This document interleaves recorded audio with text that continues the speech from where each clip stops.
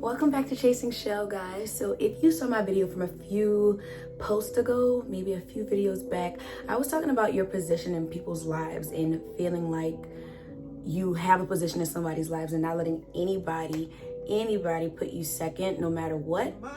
If you're interested, this is part 2 of this because I made a list. If you're interested, stay tuned.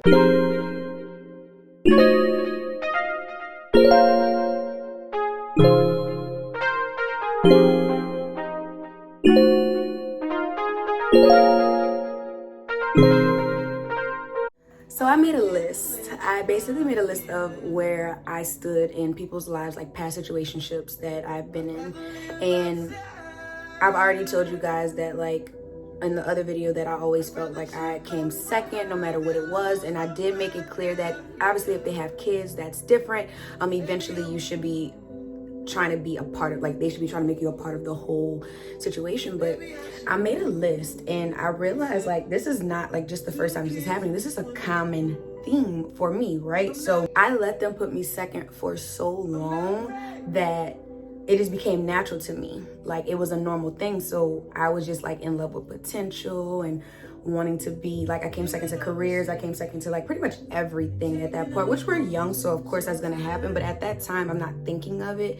But it still you shouldn't feel like you're number 2 in somebody's life, like, or 3 or 4 or 5. Like, you should feel like you're a priority. Remember from a few videos ago, I said that you teach others how to treat and how to love you, and that's what I was doing. I was basically letting them treat me like I deserve to come second. Like, I have trained them to always put me second. I was just like, oh, I understand, and when I really didn't understand, right? It basically wasn't until I got tired that I realized what I brought to the table and what you're getting when you're with me. And it wasn't me who lost out, it was them who lost out. And I say that very humbly. Like, I will never play the villain in somebody's life intentionally, but sometimes you may be the villain in that person's story, meaning that they may not have wanted to put you first, or there were things that was keeping them from doing so. And if that was the case, like, that 100% was never my intention. But I do understand, and I'm confident to understand, like, what I do bring to the table. And I understand that usually I am the one that got away. And like I said, I'm saying that humbly. And I think everybody should feel like that. Understand that, and whether it's a man or a female, like, you are worth it. And if you know what you bring to the table and you know that you're being treated incorrectly and not how you should, understand that you are the one that got away. You are the prize. And you also have to understand, maybe at that time they weren't ready, so they'll start to look for you in other people.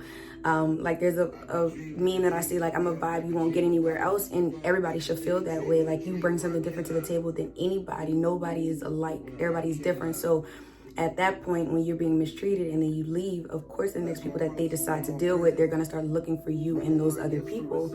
And at the end of the day, like, you moved on and you probably are gone and you're probably doing your own thing now at that point.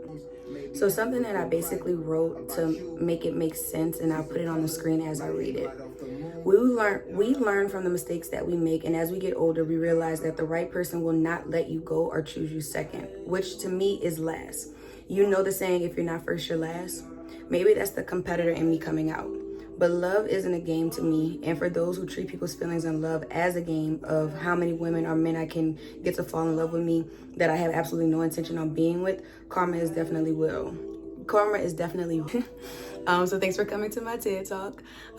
It's not to brag, and like I always say, humbly speaking, like, I know that I'm the right person for someone, and those who have treated me badly in the past, like, they will reap what they sow.